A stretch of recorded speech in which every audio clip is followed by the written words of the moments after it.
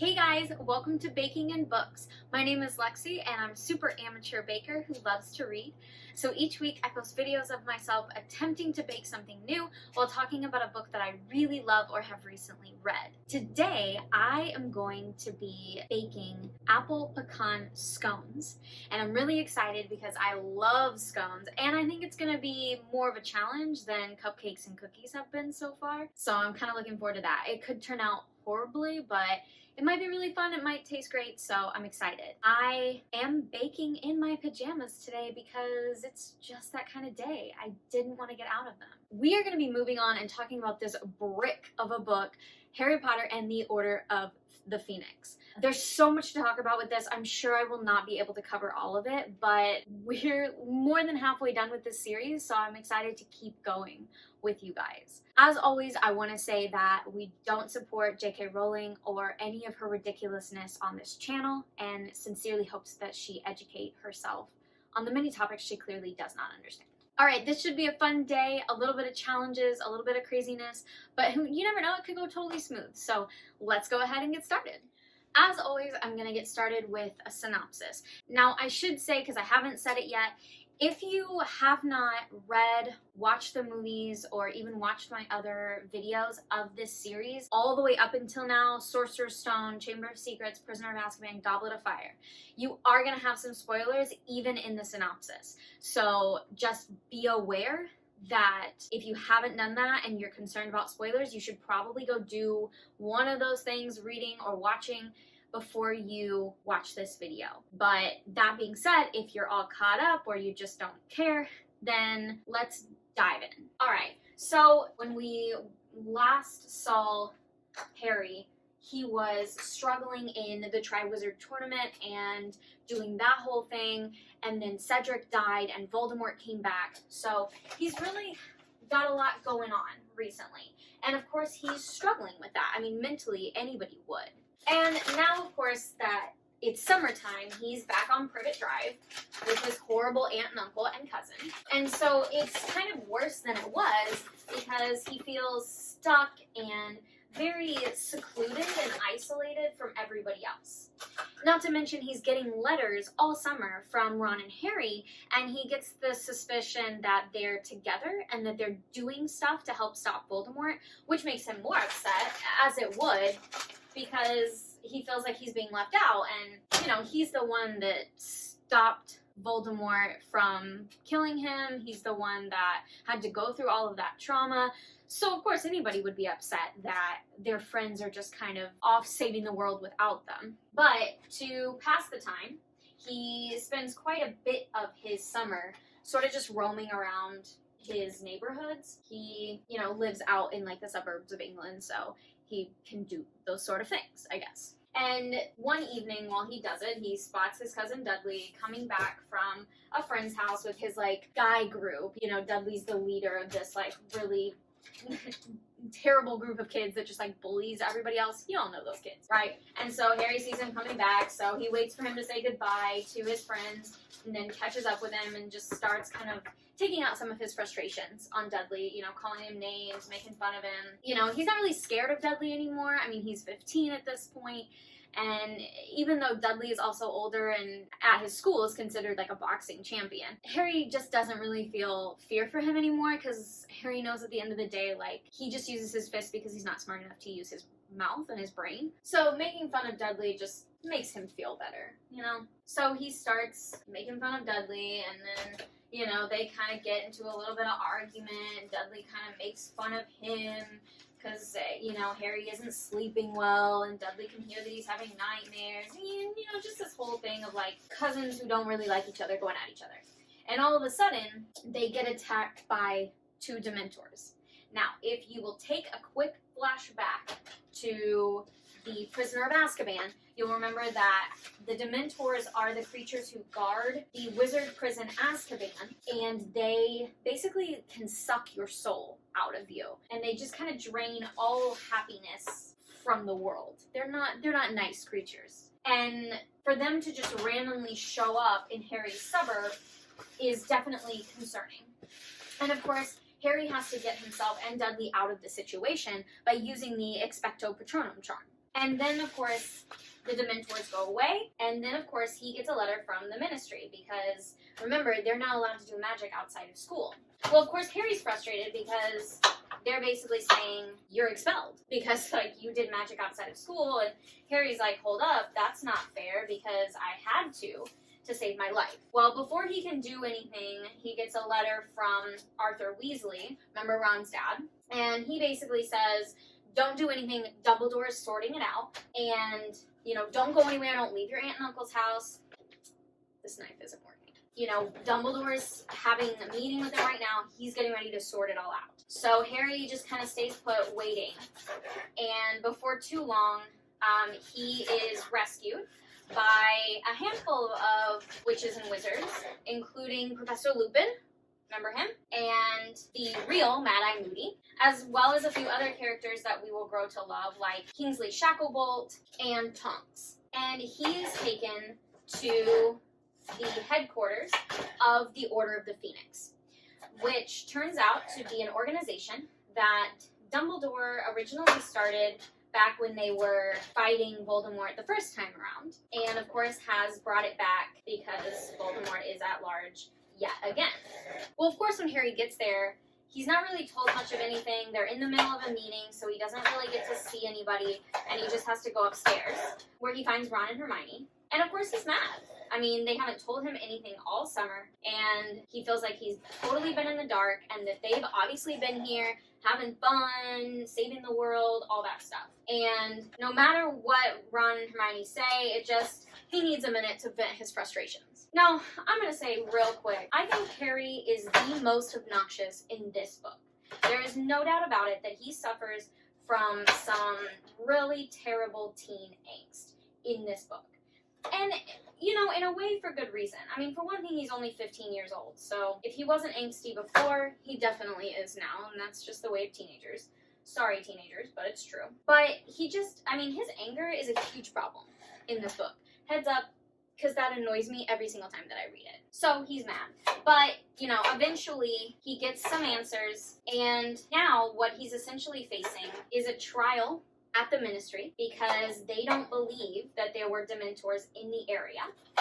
And he has to go to this trial and convince him he shouldn't be expelled because there were Dementors in his area. And then, should he be able to go back to school, has to face an entire new school year where he doesn't really know what's going to happen. And the truth is that, you know, he would rather be out there fighting Voldemort, which I'm sure a lot of people in his situation probably would feel the same way. I mean, he knows Voldemort's out there. He wants to know what he's doing. He wants to know what he's planning.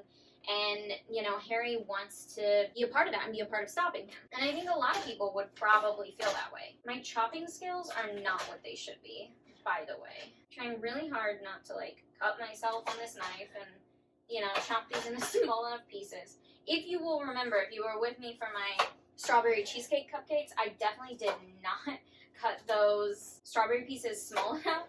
So I'm trying to get these chopped up smaller. I am convinced there is an easier way to do this, and I'm probably just an idiot. But for right now, this is how we're doing it, and it's probably really sloppy, and some of you are probably cringing.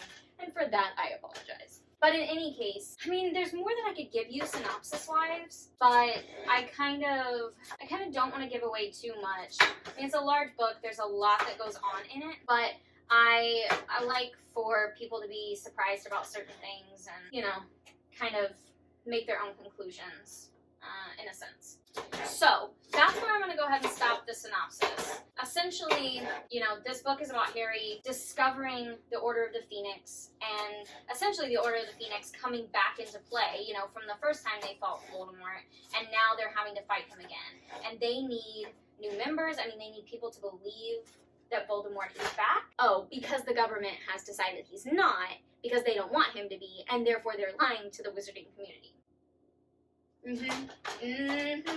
Alright, now, for those of you that will not stick with us throughout the rest of this because you don't want the book spoiled for you, let me just give you a quick update on my baking. I got my, I'm going to call it my starter dough because I think other stuff goes into it. I was supposed to get it crumbly. I may have made it a little too wet. That's my only concern, but we'll see. I chopped up an entire apple, so we're going to pop that in there. It called for a Granny Smith apple, so that's what we did. Hopefully it's chopped fine enough. I guess we'll find out. And now I'm going to put the pecans in there, and you know, I think it's going okay. Aside from the fact that I'm not overly sure about my dough, if it's crumbly or if it's too wet, I don't really know, and I don't think I can fix it at this point, so we're just gonna chug ahead. If you don't want this book spoiled for you, go ahead and skip forward until it says no more spoilers, because from here on out I am gonna talk more in depth of the book, but you can skip ahead and see how the scones turned out, hopefully well.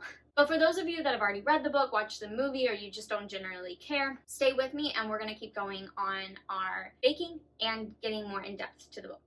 Okay, I mean, where to even begin with this book, really? You know what I mean? Like, there's so much that goes on. I guess let's talk about the ministry hearing first and foremost. And the fact that the government is sort of not really on the side of Dumbledore and the Order of the Phoenix. You know, they don't want to believe that Voldemort is back. That's like one of the first things that Harry learns when he gets to the Order of the Phoenix. You know, he learns that the government and, essentially Filch, the Minister of Magic, remember him from Prisoner of Azkaban? He pretty much just, like, doesn't believe that Voldemort is back. Now, this started in the Goblet of Fire, if you remember. At the end of Goblet of Fire, Harry's in the hospital wing, and there's, like, all this stuff. I mean, that essentially started in the Goblet of Fire. He just, like, refuses to believe that Voldemort is back. And he started slandering Dumbledore because, you know, Dumbledore is telling people the truth, which he sees as a problem. Which I guess you would if, you don't want to believe something. Now, let me just pause to say, with my fork, I hate this, and I hate Filch. And I don't think he ever redeems himself. I dislike him the rest of the series. Sorry for that spoiler, but he doesn't. And here's why. I know you don't want Voldemort to be back. I get that, because the thing is, like, the kids' parents and, like, Sirius, Lupin, Arthur and Molly, Dumbledore, all those characters, they already lived through this. I mean, Voldemort was in power, not even 15 years ago. And so they know what he's capable of. And the people who decide to follow these bad wizards cause a lot of problems. But here's the issue. Just because you don't want something to be the truth doesn't mean it's not the truth. And I get it. He feels like he doesn't have a lot of evidence. He feels like, it's Harry and Dumbledore's word against nothing. Well, here's the problem. If you hadn't had the soul sucked out of Barty Crouch Jr. before he could tell you the truth, then maybe you would have more proof. But you're an idiot in the first place. Like, how did Fudge get this job? It just baffles me. And I just realized I think I said Filch multiple times. I mean Fudge. Can't stand him. I mean, I don't really like Filch either, but Fudge, Minister of Magic. How did he even get this job? Okay, quick side note on my ranting. I missed a step in my baking. I was supposed to cut these up. I cut this butter up into chunks and put it in the batter before I put in the apples and the pecans. So we're going to add that really quick and hope it doesn't mess too much up. And I don't really know what it means by small pieces, so we're going to go a little bit smaller than maybe they intended, just because I feel like it will be easier to stir up in the long run. So this may not be going super well for me. We'll see. Oh, I just figured out what I did. Guys, this is so stupid. Okay, you're gonna roll your eyes at me so hard. So I thought it said add cold water into the mixture until crumbly, like you were blended together with a fork until crumbly. It definitely said add cold butter and do that until crumbly. So I think I'm gonna start over. I mean, I haven't ever done that yet, but I'm concerned that this is not gonna work if I don't do this correctly. Like, I've added water where I shouldn't have, and I know that I've wasted some ingredients, but I think it's gonna be more worth it to start over. Give me a sec. Okay, I think I'm caught back up essentially where I was, except not really. I'm on the right track this time.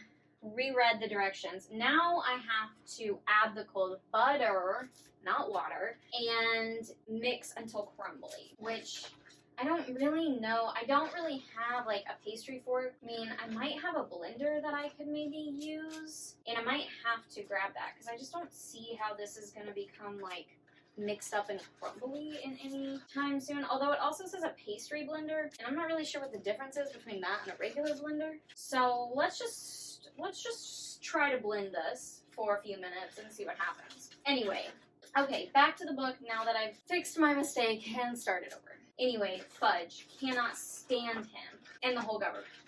So, basically, Fudge doesn't believe that the Dementors were in the area, so Harry has to go and plead his case in front of the whole, like, wizarding government, basically. And of course he's, like, super nervous. Why wouldn't he be? If he gets expelled from Hogwarts, like, that's it, you know? And that's the last thing that he needs. So, you know, he goes and everything works out. Although, of course, that's when he starts noticing Dumbledore's really odd behavior towards him. And I think I've already stated, either for the first time in Prisoner of Azkaban, or maybe it was Goblet of Fire, I don't like Dumbledore. I think he's a jerk. And I think he's extremely smart, but I think he just thinks too much about the big picture and not enough about the people involved. And of course, later he says his excuse is that he cared too much for Harry and he doesn't want to see him get hurt, but like, too late, dude. Like, just figure it out. Okay, anyway, that's a side story we don't have to talk about. I'm just like, now I'm on fire because I had to start over and I was talking about Fudge and the government. It just makes me mad. So, let's move on. But of course, Harry doesn't get expelled. And, you know, they're able to prove that the Mentors were there and that he's not lying and this and that. So, you know, it is what it is. But now, of course, he's facing the prospect of going back to school, and he feels bad because Sirius is, you know, by himself. Sirius is technically still on the run, and so he can't go. But here's the thing, you know, Sirius has got to grow up and be an adult. And don't get me wrong, I love Sirius. I think he's a great character, absolutely adore him. I think it's great that Harry gets a chance to, like, meet him and, you know, be with him, because it is kind of like having his own father back, and he never knew his father. But my issue is that I do think Sirius sometimes forgets that Harry is not James, and I do think also he unnecessarily makes Harry, or maybe not even, I mean, it is unnecessary, but maybe I mean more like unintentionally, makes Harry feel bad for going back to school when he can't go anywhere or do anything. But, you know, that's not Harry's fault. Harry's a kid. He's supposed to be in school. Sorry, Sirius. Okay, side note, I did try to get my blender out to get some of this stirred up. I don't think it worked very well, so I'm kind of just resorting to my fork. I'm just trying to make sure there's not like huge chunks of butter, but you know, because it's like, well, I don't know what it means by crumbly. I mean, it's crumbly right now, but is it crumbly enough? I mean, I've already started over once, so I'm just trying to be careful. Alright, well, moving on. Harry goes back to school, and it is a whole hot mess from the time that they walk in, because now they have to deal with Dolores Umbridge. I mean, honestly, I don't know that people could really hate a character more than they hate Umbridge. I mean, honestly, like, I dislike Fudge. I dislike a lot of characters. That's just me as a person. I just dislike things and people. But I dislike Umbridge more than any of those characters. I mean, she is the epitome of awful. She really, really is. She's got all these new rules in place. She's trying to take over the school. And for what? Because Fudge is concerned about what Dumbledore's teaching at the school. Like, come on. You know, Dumbledore's a smart man. And I know, you know, you suspect him of having this delusion that Voldemort's back. But, like, come on, Fudge. You really think he's trying to raise a child army? Come on. He's so stupid. See, this is what I mean. Fudge. He's so stupid. Whatever. Alright, so you've got Umbridge, and that's a whole situation. And of course, you know, now on top of everything else that's going on, their 5th year is their owl year, so they have to sit in on those tests at the end of the year. Which, I mean, like, kind of makes sense. I mean, I know that they take end-of-the-year tests and things like that. So, I mean, like, I guess it makes sense that there would eventually be a big test.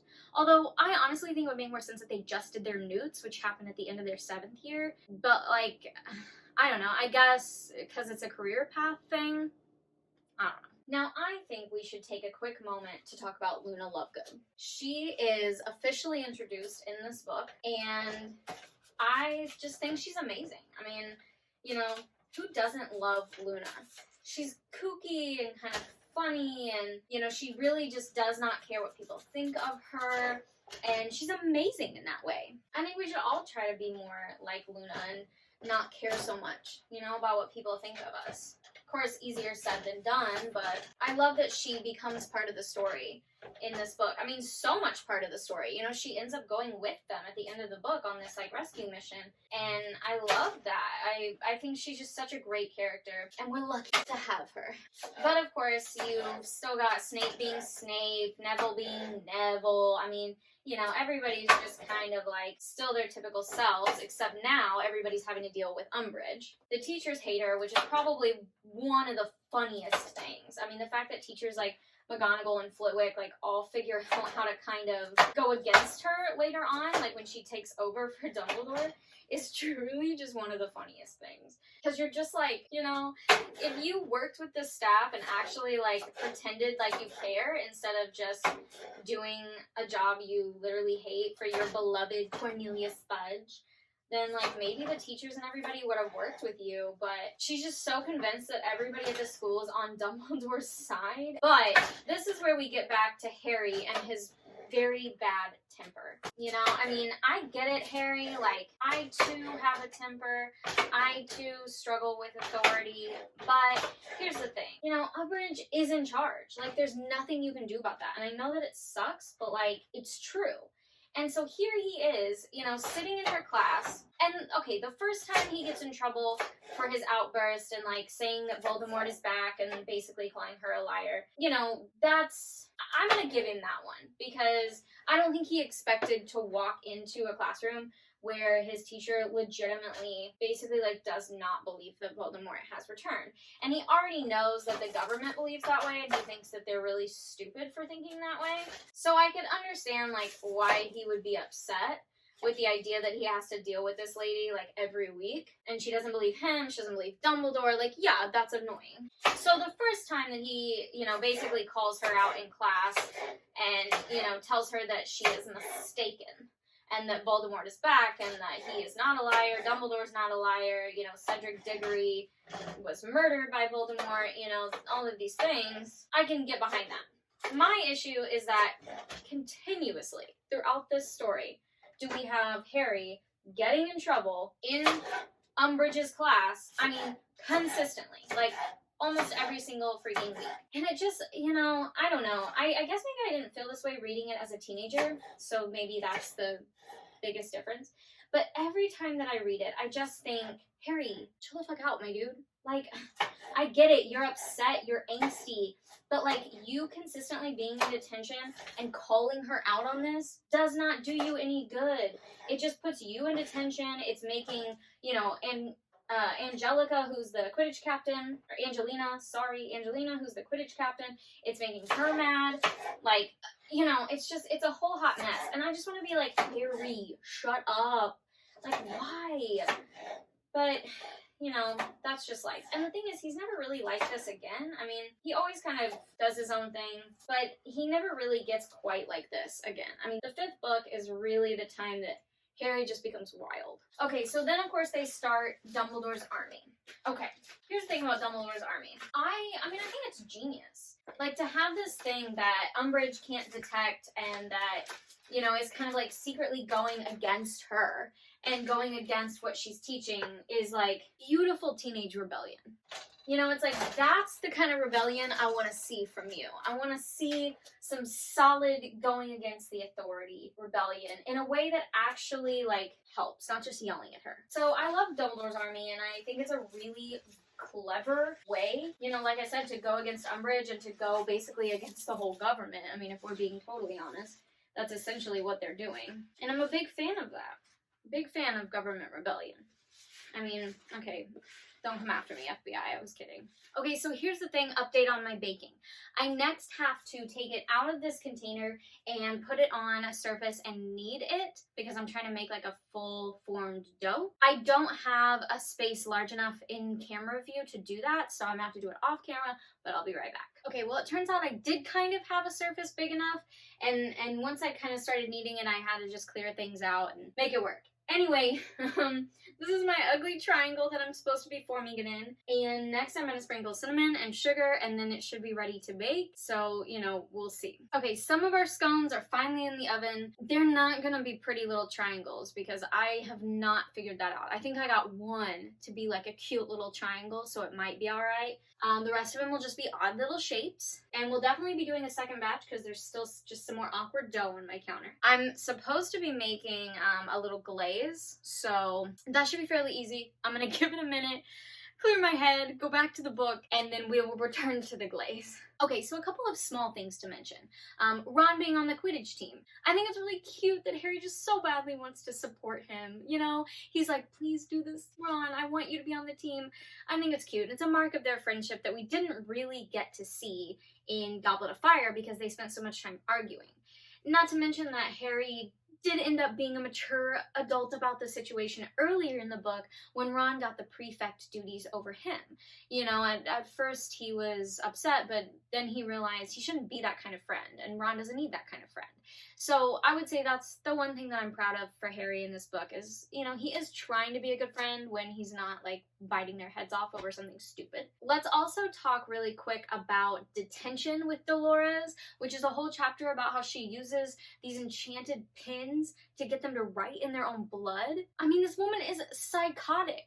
And here's the thing that irks me about Harry. While I understand that he thinks there's nothing Dumbledore can really do, like, the government will just continue to see him as a whiny child, he doesn't go to Dumbledore, he doesn't go to McGonagall, he doesn't go to anybody. I personally feel like if he'd have gone to McGonagall, she would have figured out a way to handle it without really involving a ton of other people. I mean, she kind of has Dolores Umbridge figured out in a sense, and she's really good at being sassy. She's really good at talking down to people and being condescending when she needs to be. So I honestly think that McGonagall probably could have figured it out, but Harry's pride gets in the way, and he's like, no, I can't let anybody know that I'm in pain. Now, of course, let's talk briefly about the Christmas incident, or I guess the incident that happens right before Christmas, where Mr. Weasley is attacked. And yet again, we see young, kind of stupid Harry believing that he is the actual culprit behind the attacks simply because he saw the thing happen. And it's just like, ugh, Harry, like, again, you are not the only one who's capable of causing chaos in the world, okay?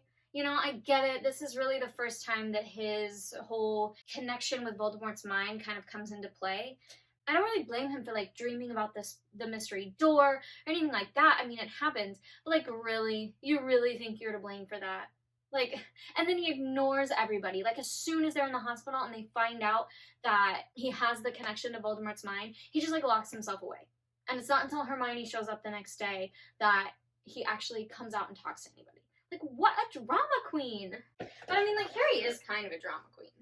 I mean, if we're being totally honest with ourselves, like, Harry, he loved that drama. I mean, you know, it might be unintentional, but he does. So, it's not really that surprising that Harry's like, oh, I'm a victim.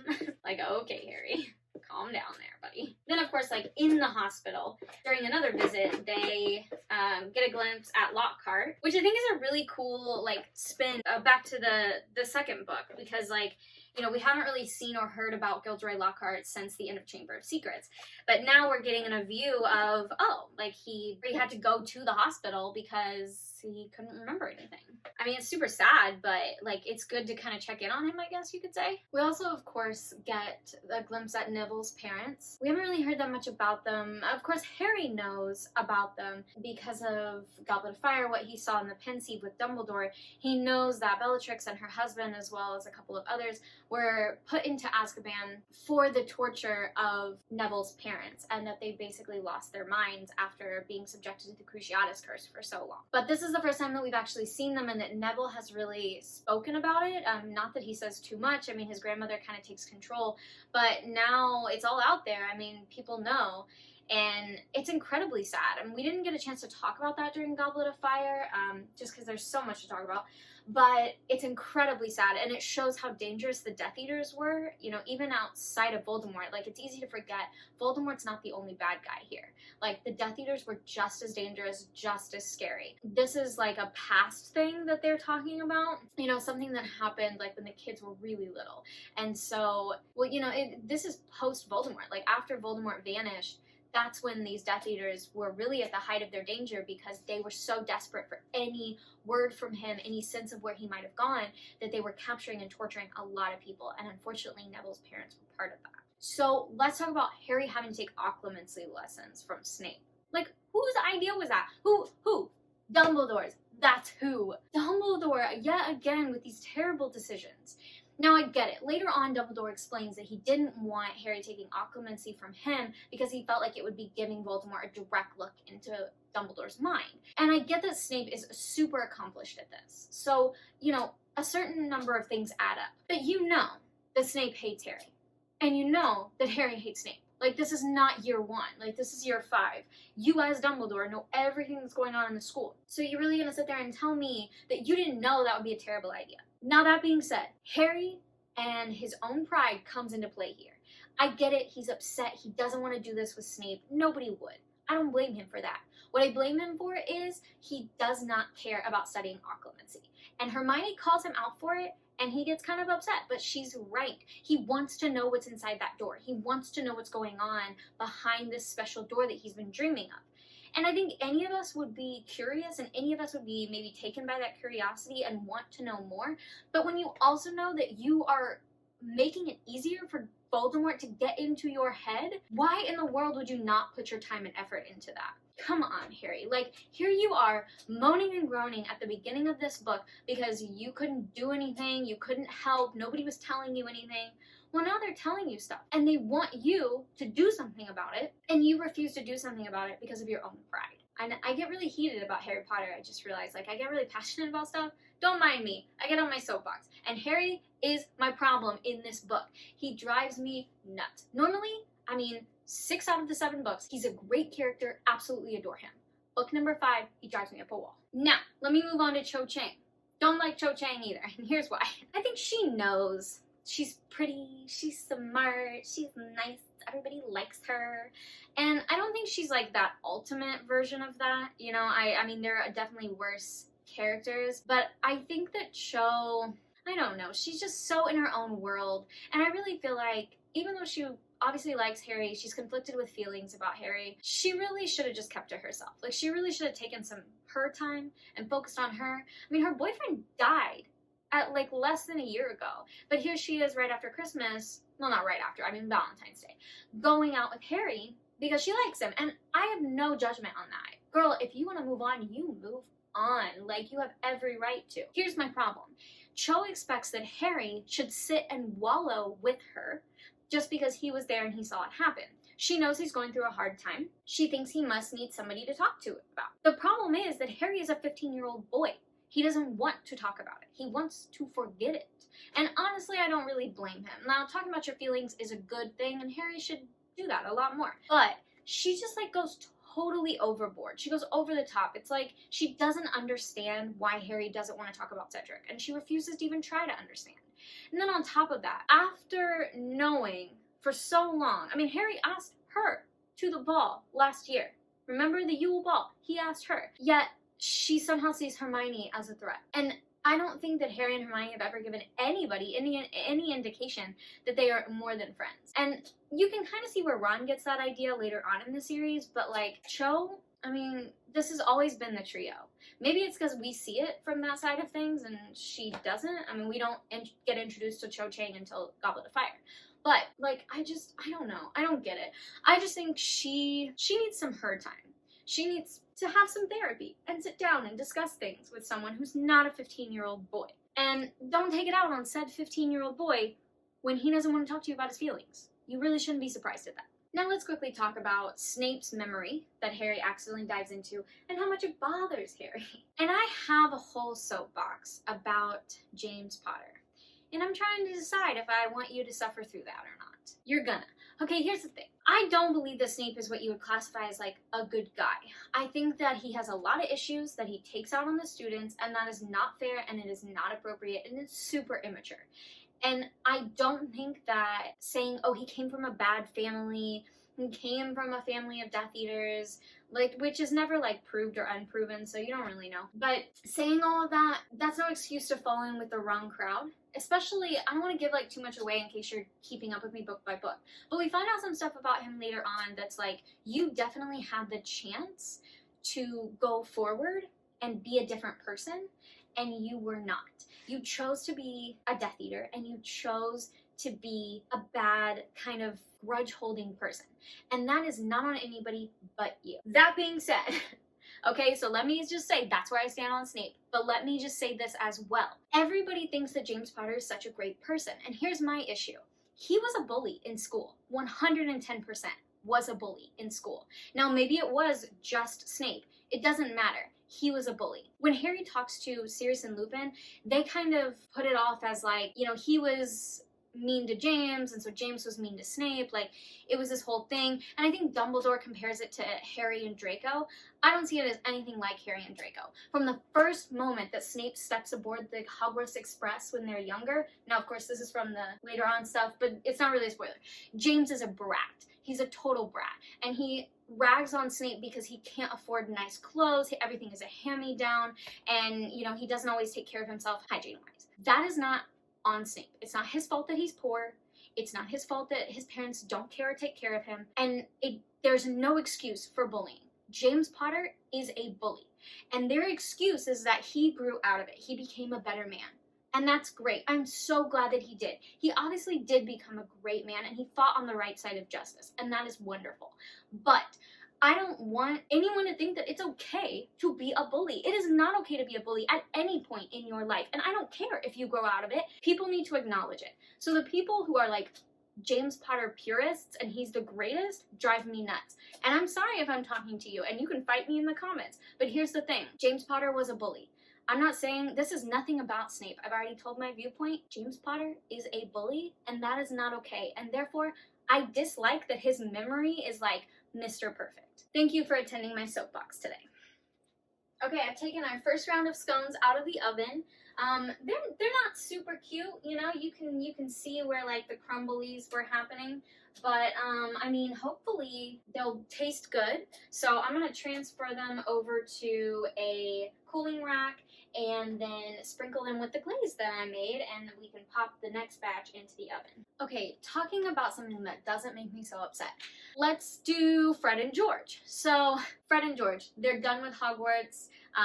They decide that they're gonna leave, and they go through this whole elaborate thing to get Umbridge in as much chaos as humanly possible. And so not only do the teachers and the students make sure that Umbridge's whole first day as headmaster is chaos, but then here come Fred and George a little while later, and they've decided they're done with school and they're ready to go out into the world, and they do this huge send-off involving the fireworks and, you know, all of this different stuff, which of course allows Harry a chance to talk to Sirius and Lupin, but it's a really fun way for Fred and George to depart. So, I mean, it's fun. It's like a moment where you kind of feel happiness because Umbridge has to go through all of this, and that Fred and George basically, like, caused her so much chaos. I love it. I'm so proud of Fred and George.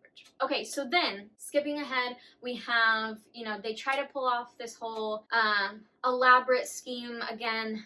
After, during his owls, Harry gets a vision of Sirius being attacked by Voldemort. Now, I can understand at least why Harry feels like this is real. You know, it feels like the whole thing with Mr. Weasley. And I think Hermione's right to try to get him to see reason, but I can also understand why he would think it was real. And I think it's very smart of Hermione that they tried to at least check on Sirius. And very dumb of Harry that he forgot about Sirius's present that he gave him that's a two-way mirror, because he would have found him perfectly okay at home. Now, quick side note, because I don't want to forget about this, we didn't talk about the downfall of the Dumbledore's Army Club, which of course, when Cho's friend tells about it, that's when the government essentially thinks that that they have proof that Dumbledore's forming this kid army, when in reality it was really just a study group, and everything is disbanded, and that's when Dumbledore leaves. So, if you were confused, you're with me there. I don't know why Cho brought that friend. Like, she clearly hates it the whole time. Like, she clearly does not want to be there. And I'm just like, why? Like, just let your friend go. Like, let your friend do your own thing. Like, why do girls always have to travel in packs? Why do we do that? I do that too. Why do I do that? It's dumb. Don't do that. You don't, I mean, travel in packs when you're out by yourself. There are bad people out there. But I just mean, like, going to a meeting and Hogsmeade, like, girl, go by yourself. Why did you bring that friend? Okay, anyway. So, now they get caught, of course. Harry does try to check on Sirius. He does not find him at home because Creature lies.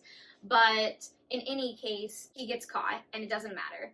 But they talk their way out of it, get rid of Umbridge in the forest, which is hilarious. And, like, she totally deserves that. She's clearly racist. Or, like, speciesist? I don't know what you would really call that, but she's got some problems. She hates kids. She hates anything that's different. That's not okay. We don't like that. So, in any case, they get rid of Umbridge. Now they gotta go to the Ministry. This is where my love for Luna comes in. She just comes out of nowhere, and she's like, yeah, I'll go with you. Why not? Isn't that the whole point of this club? I love that. She's known them for less than a year, and she's like, yeah, I'm on board. Sign me up. I don't know if I could do that, but I'm glad that she does. I like the idea of the Ministry, like it being underground. I think it's very cool. We see more of it later. So they go through all that. They go through the fight. I really love the fight, and here's why. The different rooms in the Department of Mysteries are so interesting. Like, there's the room with the brains that Ron accidentally touches. There's the room with all the time turners. There's the room with the, like, stars and planets and all of that. Like, there's just tons of stuff going on. And of course, it all leads to that room with the veil, or whatever, the archway. But it's really neat, and it's cool that the fight kind of happens all around. I absolutely love that. I also am going to take this moment to completely admit, just in case I haven't before, that I'm a villains girl. I love villains. Not people like Umbridge. They're dumb. I don't like them. Real villains, okay? Like, villains just make the story so much better. They're so interesting. And, like, as an actor, like, if I somehow got caught in this whole thing where I only played villains for the rest of my life, kind of like Alan Rickman, I would be totally fine with that. Why? Because they're so interesting. But anyway, so here's the thing. This whole fight introduces my favorite character, Bellatrix Lestrange. No, not really. We did see her in the Goblet of Fire. Not in the movies, though. So if you're following along with the movies, heads up, they cut that out. But we did technically see her in the Pensieve in Goblet of Fire. But now we're meeting her in person. And she's wild. Like, she is crazy. Now, as far as we know, until the later books, she's, like, the only female Death Eater. So, like, is that, like, female power? I don't really know, you know? Like, yay? No, I don't know. Maybe not.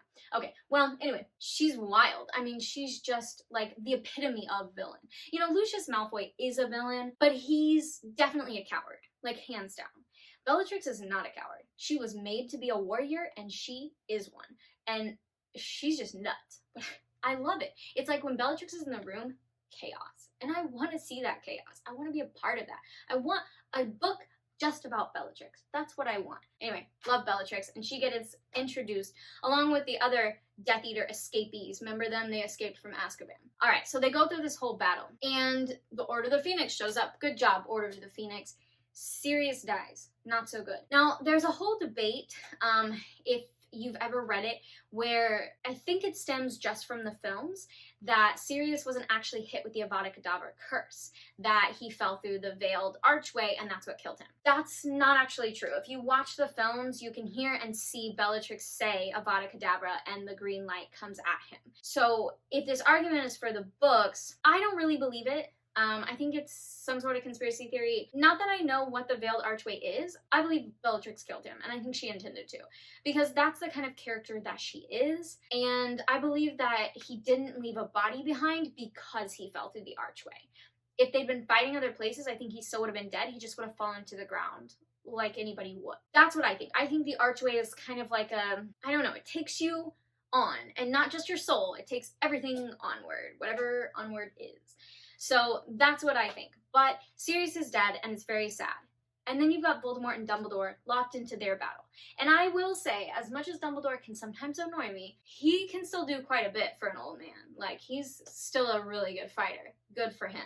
But of course, like, all of that is super traumatic, and it's no wonder that Harry gets so mad at Dumbledore. Like, honestly, I really don't blame Harry for being so pissed off at Dumbledore. Like, I honestly think Dumbledore 100% deserves that. And of course, he basically, in my opinion, makes excuses. You know, he tells him that he loved Harry so much, and Harry was so young in the first couple of years that he came to Hogwarts, he didn't want to tell him the whole truth.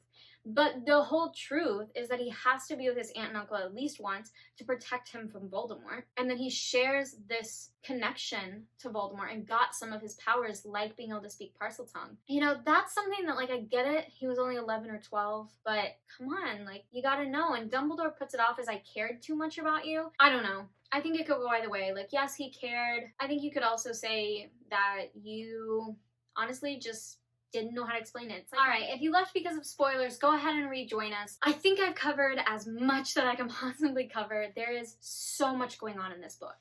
Now, I will be 100% honest with you, because I always try to be. This is my least favorite of the series. The first time I read it, I actually was not able to get all the way through it, and I had to have a friend kind of like spoil the ending for me. Just because there's so much going on. And it is a lot. And it's not that there's not, like, action to back up the knowledge that you're getting about the wizarding world. It's just that I think a lot of the characters go through what I would call an annoying phase in this book. And sometimes it's just tough, and you just gotta keep chugging along. The movie does a decent job, but be aware that it is the shortest film and this is the longest book, so you can imagine how much they had to cut out. I mean, you meet a lot of really great new characters and therefore new actors, so, you know, if that's your thing, definitely watch it. But it's still a good book, and it's still a great part of the series, so I still highly recommend it. My scones are done. I think the glaze even had some time to dry, so I'm interested to try them. They're not super attractive. You can definitely see where I, like, hastily put them together. Maybe I didn't knead them very well. Like, maybe I should have kneaded the dough. I don't know. A little bit longer so that it would be more concise. You know, this is my first attempt, so we'll see, but I'm gonna pick one out and show it to you. All right, see, so you can kind of see that where you can see, like, the cracks and crumbles, but there's a little apple. That's nice, right? All right, I'm gonna try it. Oh, okay, well, it's really crumbly. I kind of feel like maybe I should have added more milk than the recipe said, but whatever. It's really crumbly, but, like, oh, it's really good. I mean, you can taste, like, the pecan and the apple and, like, the sugar and the cinnamon that I put on top right before I baked it. And the glaze just, like, adds an extra layer. I think as ugly as they are, this was still a success. Thank you guys so much for hanging out with me today. It was kind of a whole mess. In case you missed it, I had to totally start over because I can't read directions. It was a lot of fun too. These taste really delicious. I highly recommend looking up this apple pecan scone recipe. It's really good. Just be aware that you need a lot of ingredients and a lot of space to do this, but I'm happy with the way they turned out. I love this book. Definitely check this out. I mean, especially if you've already been reading the series, get through it. It's a little bit tough at parts, but it's a really good story and it adds to the whole world, which is awesome. If you can, shop local, rent from your local library, definitely support small business as much as you possibly can. I would love to know your guys' thoughts on my baking down below, or if you have another scone recipe that you really love. Like I said, I love scones, and I was gonna do blueberries for my first time because that's usually my favorite, but the apple pecan got me. I was like, no, I have to do that. So if you have another scone recipe you love, I would love to have it. Or if there's just a recipe you want me to try, go ahead and leave it in the comments. I tried to do everything I could to talk about every bit and piece of this book that I could think of. But if there's something that I missed that you want to talk about, throw it down there in the comments. I will definitely take a read of it. Take a read? I will definitely read it and let you know what I thought. But it's a great book. It's got a lot of stuff in it. And I think my scones turned out pretty well. Thank you guys so much for your support. I really appreciate it. And I will see you next time.